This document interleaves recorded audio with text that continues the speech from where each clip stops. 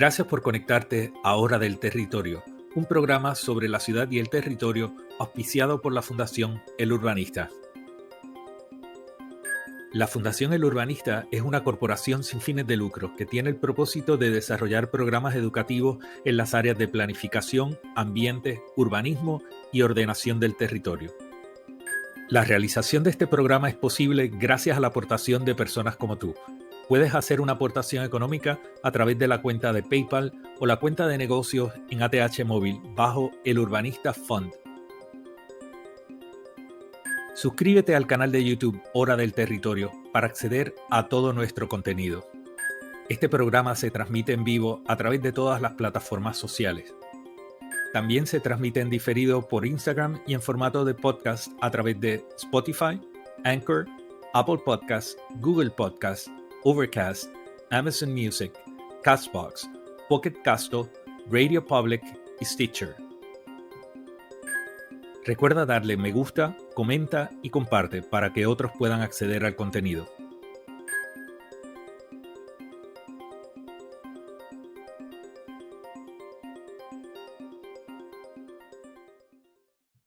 Hola gente, soy Pedro Cardona Roy, el urbanista, y hoy en Hora del Territorio tenemos el privilegio de contar con la participación del licenciado Francisco Aquino, gerente de Política Pública y Legislación, y el arquitecto Fernando Pavón Rico, director del Centro Caribeño de Aumento del Nivel del Mar.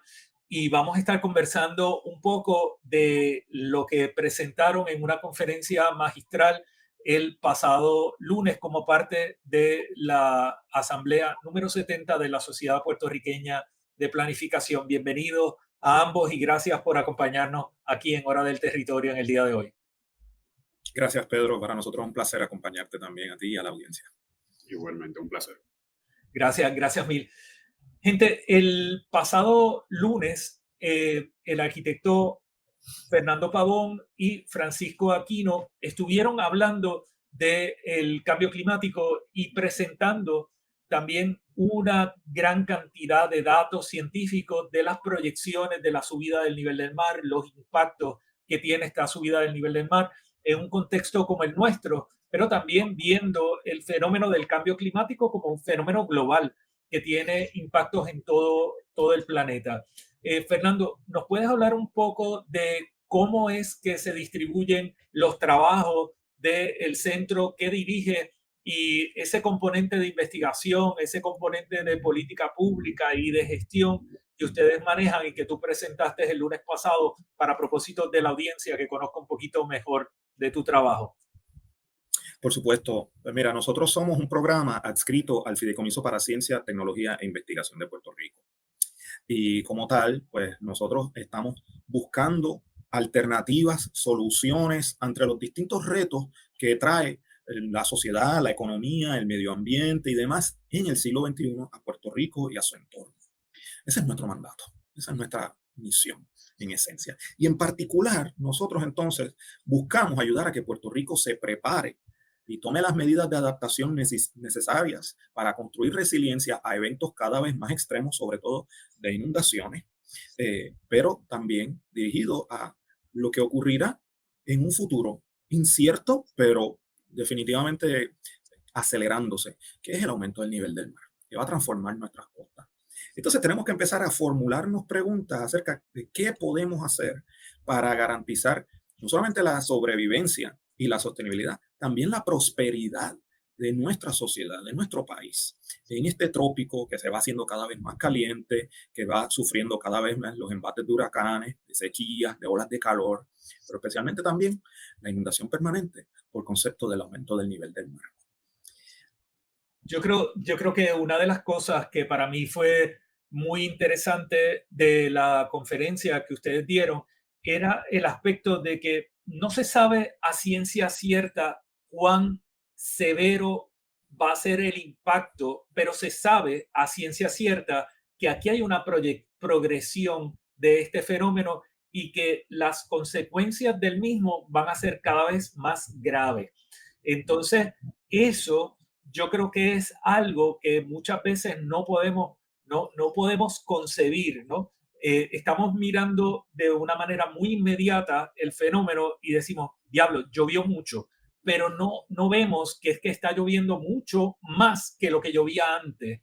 En esos meses de octubre, noviembre y diciembre, donde habitualmente teníamos lluvias copiosas y había alguna inundación. Cada vez las inundaciones son mayores, cada vez las consecuencias son mayores.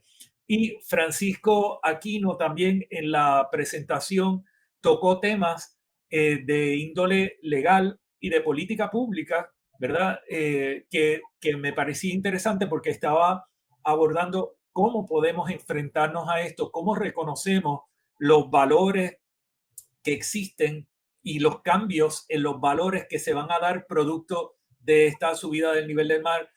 Francisco, si nos pudieras hablar un poquito de aquellas cosas que mencionaste en la conferencia y algunas otras que quieras traer aquí a este espacio. Claro que sí.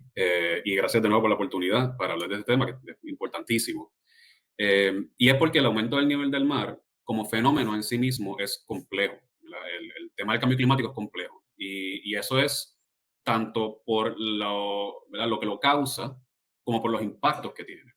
Así que tenemos una parte de este fenómeno que va a repercutir sobre diversas industrias, sobre un sinnúmero de actividades humanas. Y pues todo eso tiene consecuencias sobre la economía, tiene consecuencias sobre las comunidades, tiene consecuencias sobre nuestra salud, el desarrollo de nuestra sociedad, incluso hasta el desarrollo de nuestra propia cultura. Así que cuando nosotros pensamos en el tema del aumento del nivel del mar, y tú lo trajiste hace poco, que era esta cuestión de que a ciencia cierta no sabemos cuánto se va a desarrollar. Tenemos que tener en cuenta que todas las profesiones y todas las áreas del saber tienen unas perspectivas distintas para abordar el tema del cambio climático en general y del aumento a nivel del mar en particular.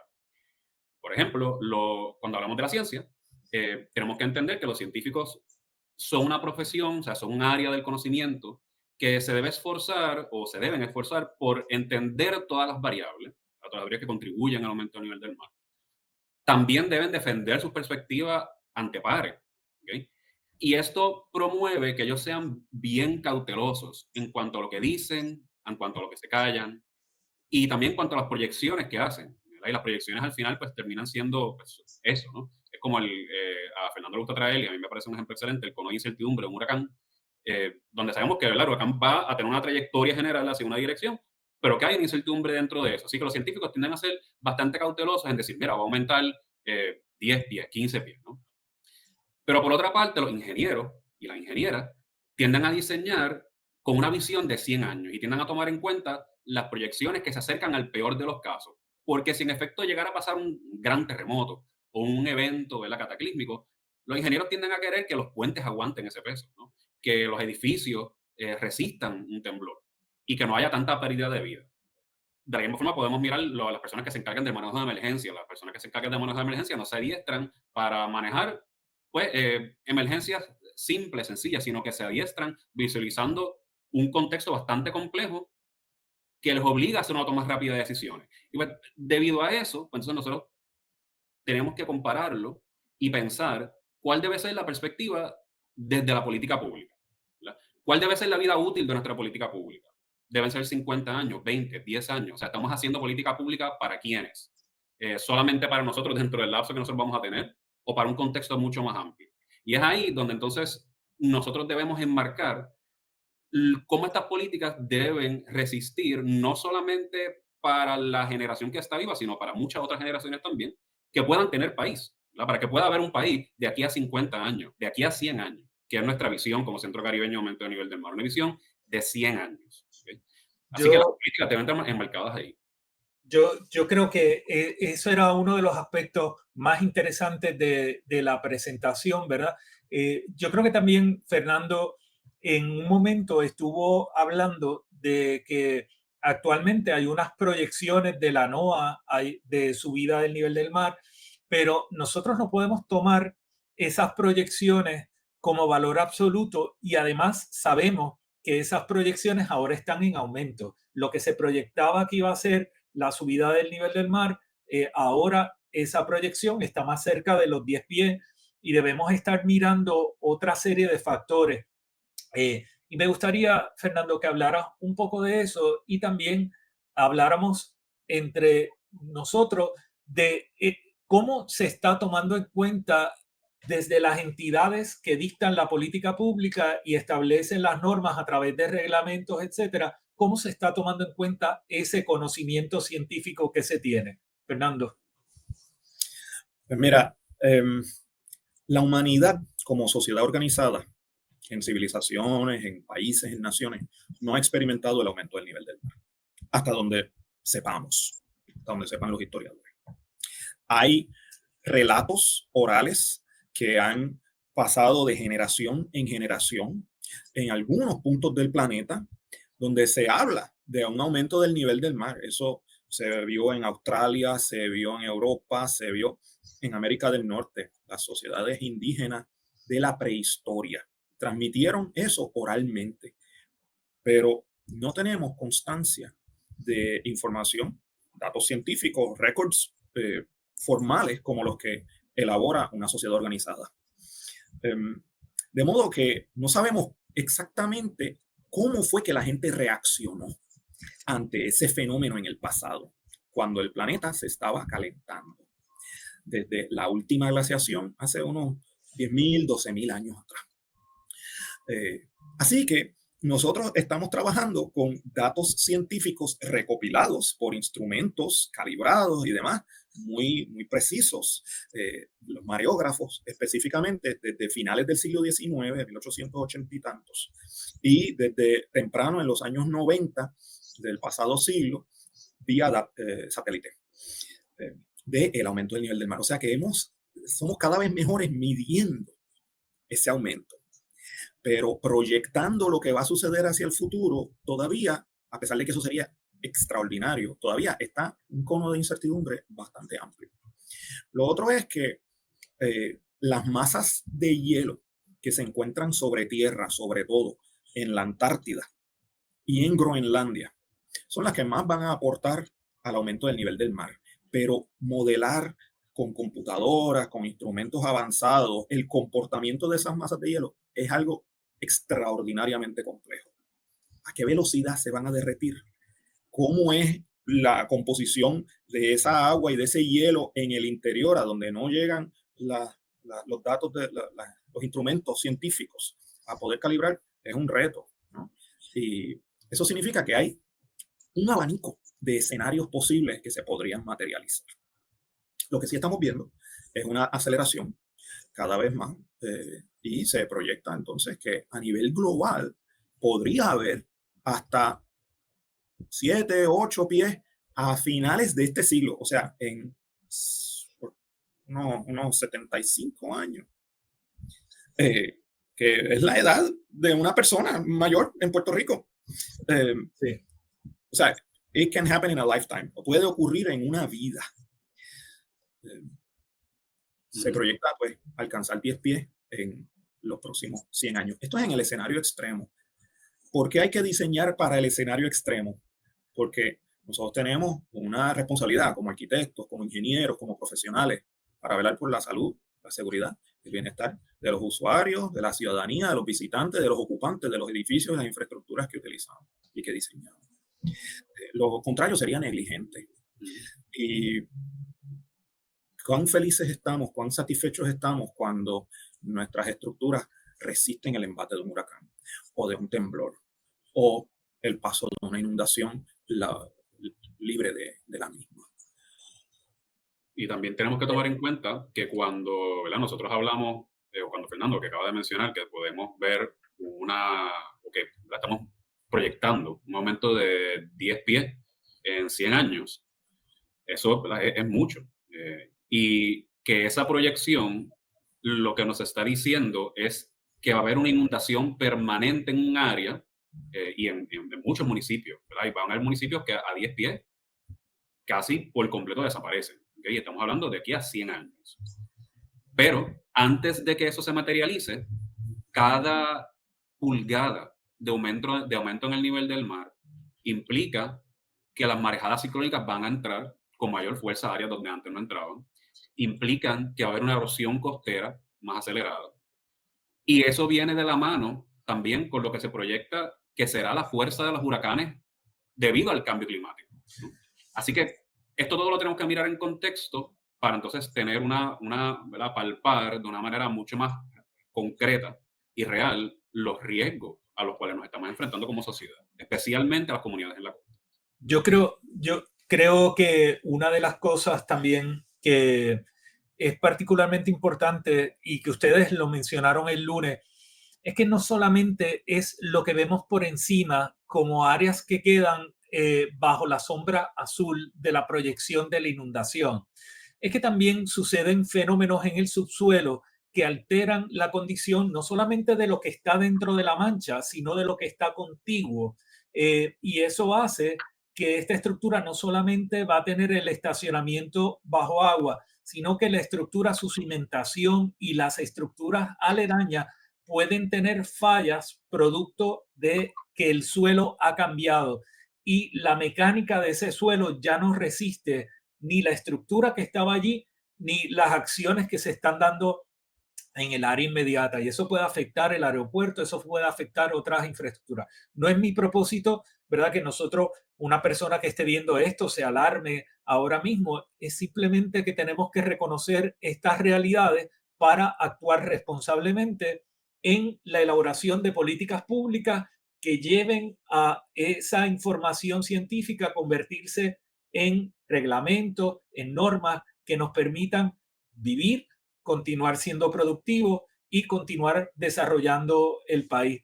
Hay una cosa que mencionó Francisco, que es también el hecho, a mí me ha llamado la atención, ¿verdad? Que hace muchos años tenemos información a nuestro alcance, sin embargo, nuestros reglamentos, particularmente el reglamento conjunto o el reglamento de zonas inundables, no reconoce los datos científicos más recientes que apuntan a unas realidades y a unas proyecciones que están desfasadas con lo que están en el texto de esos reglamentos. Y cuando hablamos con ingenieros o con abogados, como han mencionado ustedes como profesionales, pero también con arquitectos, si no está contenido en el reglamento, tú no me puedes pedir que yo cumpla con algo. Una proyección de algo que puede suceder si no está recogido en el documento reglamentario que fija las normas y los requisitos para hacer algo, yo no se sostiene en un tribunal y no es algo que provoque un cambio. Por eso yo siempre he abogado porque en la medida que tengamos conocimientos como este, tenemos que incorporar factores de riesgo en los reglamentos para atender ese asunto. ¿Qué reacción tienen ustedes primero a esa expresión que es mía, no es de ustedes? La estoy haciendo yo a título personal como conocedor de los reglamentos, pero me gustaría saber qué es lo que ustedes piensan de eso. Mira, dos observaciones tengo sobre esto, porque le hemos dado mucho pensamiento. Una es que hasta relativamente recientemente, o sea, entrado el siglo XIX y entrado el siglo XX, los ingenieros tenían unos conocimientos matemáticos, de cálculos, de geometría y demás, amplios, abarcadores. Pero hace apenas 100 años todavía estaban acostumbrándose a cuál era el límite al que podía llegar una estructura. Y tenían que, por lo tanto, dejarse margen de error, amplio margen de error para evitar colapsos de estructura, desgaste acelerado de estructuras y demás. Y de esa forma, ellos podían hacer el mejor uso de su conocimiento, reconociendo su desconocimiento, que sabían que tenían un conocimiento limitado. Así que tenían que darse margen de error, margen de actuación para esos imprevistos. Otra de las cosas que sucedía era que no teníamos energía eléctrica, no teníamos grandes maquinarias, toda obra conllevaba un esfuerzo mucho mayor al que nos hemos acostumbrado en la modernidad reciente. Antes, hacer un edificio, una pieza de infraestructura, tomaba mucho más tiempo, mucho más esfuerzo, muchos mayores recursos que lo que hoy día. Y entonces, pues, había que hacer previsión también para que duraran todo lo más posible, para sacarle el mayor provecho posible hacia el futuro, porque no sabían cuándo iba a ser la próxima oportunidad para tener los recursos que se alinearan las condiciones idóneas para reconstruir. Y gracias a eso, nosotros, por ejemplo, tenemos una carretera central que tiene como 150 años. Tenemos unos cuantos embalses que ya cumplen 100 años o que están próximos a cumplir los 100 años. Y otras piezas de infraestructura crítica. Sí, Nuestros asentamientos urbanos históricos se construyeron en lugares libres de inundaciones y ellos sabían eso gracias a observación de décadas, no de data satelital o por una fotografía aérea. Eso eran lujos que no se tenían en aquel tiempo. Así que esas son mis dos observaciones respecto de esto. Cuando no habían reglamentos, se tenía que dejar gran margen de error.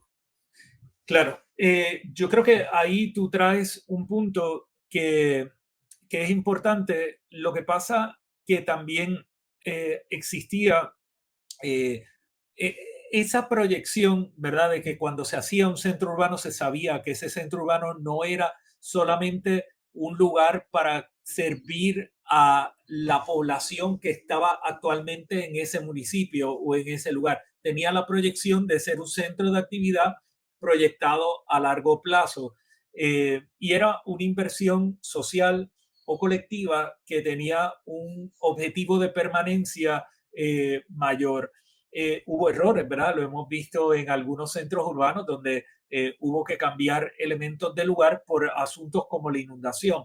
Pero hoy día estos factores están más vinculados directamente a la expresión de política pública contenida en un plan o un reglamento, en un plan y reglamento, y entonces estos instrumentos están, están desfasados. Ujú. Hablaba con el planificador Luis García Pelati y una de las cosas que mencionaba García Pelati es que hay mucho instrumento de planificación que se ha invisibilizado adrede por la agencia a cargo de la planificación en Puerto Rico y los retos que supone eso para la sociedad en colectivo, tanto para la protección de bienes naturales, pero también la protección de vida y propiedad. Porque si usted no tiene a su alcance la información necesaria para una toma de decisiones, le puede llevar a invertir en un lugar peligroso o en un lugar donde puede perder esa inversión. Puede perder vida o puede perder propiedad.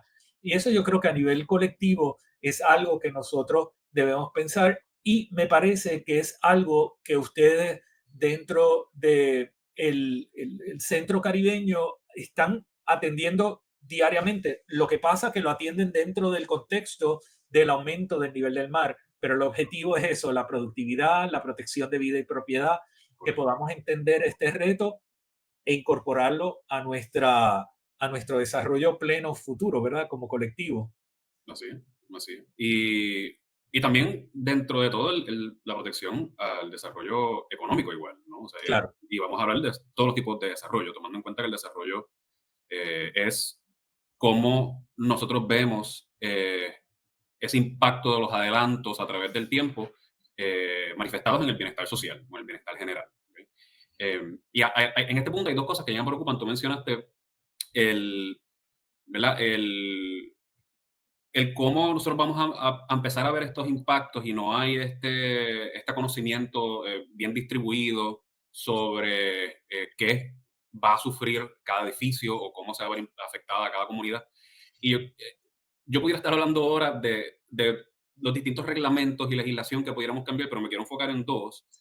Uno es lo que es el reglamento 4860 del Departamento de Recursos Naturales y Ambientales, donde se define lo que es la zona marítimo terrestre, ¿verdad? Y esa servidumbre de salvamiento. Y también los reglamentos el reglamento conjunto ¿verdad? De la OCPE y la Junta de Planificación para los permisos y la construcción. Eh, en esas dos, digo, por lo menos agarrando el primero, que es el de la zona marítimo terrestre, la zona marítimo terrestre no toma en cuenta el aumento a nivel del mar. O sea, recordemos que la zona claro. marítimo terrestre, como está definida, viene desde una concepción de la costa de los 1880, donde la economía dependía mucho de la actividad en esa costa y por lo tanto los reglamentos y la legislación giraban en torno a esa idea de la economía, ¿no? Y esa idea del progreso social.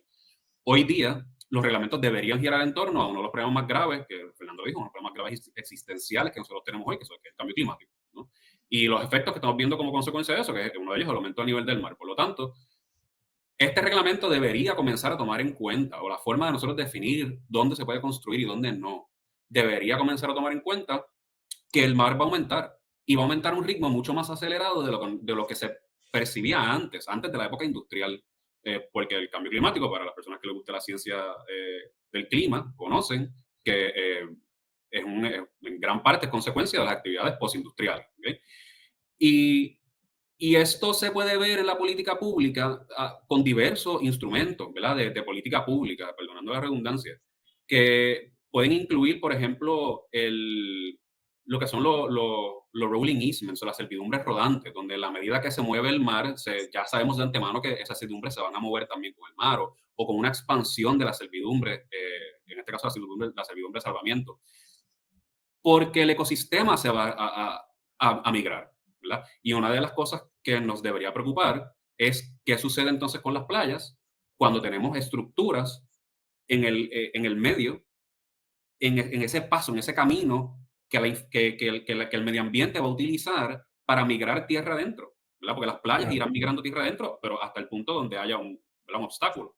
Entonces, esas son cosas que nosotros deberíamos ir pensando, porque el panorama de aquí a 50 años no va a ser el mismo que nosotros tenemos debido a todos estos fenómenos. Claro, creo que es importante y ahí tú tocas un tema que para mí ha sido interesante desde el punto de vista de reglamentación, cómo tú puedes reglamentar y describir algo que en su naturaleza es dinámico y cambiante. Por ejemplo, en la definición de las propiedades colindantes con la costa hay un factor que se reconoce, ¿verdad? Que es la naturaleza dinámica de la costa. Y esa colindancia que va a la costa, por definición, cambia. Está el fenómeno de acreción y está el fenómeno de reducción, de erosión, ¿verdad? Pero Maritza Barreto trae también el de la migración de costa. Eso se describe, sin embargo, no se ha incorporado de esa manera dentro de nuestra reglamentación ni tampoco de nuestro marco jurídico de una forma clara. Está descrito, pero no está definido de forma clara. Y creo que eso es algo que debiéramos trabajar. Pero ese factor también de el aumento en el nivel del mar tiene que convertirse en algo que nosotros reconozcamos tanto en el reglamento 4860 como también en el reglamento conjunto. Y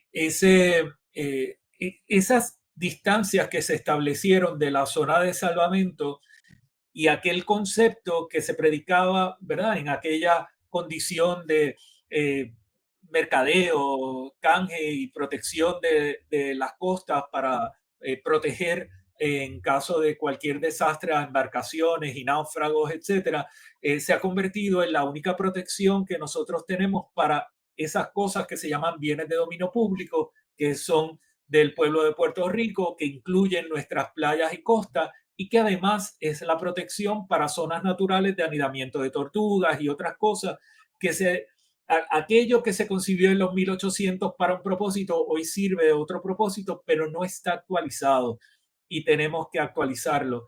Y creo que es una asignatura pendiente y hay que incorporar el aspecto dinámico y también reconocer que hay unas realidades, tanto reglamentarias como de el concepto de propiedad hoy día es un concepto distinto al de los 1800 y nosotros tenemos que reconocer eso para actuar de una manera que sea consistente y justa para todo el mundo. Eso es también un aspecto que ha estado muy en entredicho en casos como el de Sol y Playa o casos como La Parguera o la Cueva de las Golondrinas y otros casos en los que hemos trabajado con bienes de dominio público y la condición de costa y la condición de inundación, etc.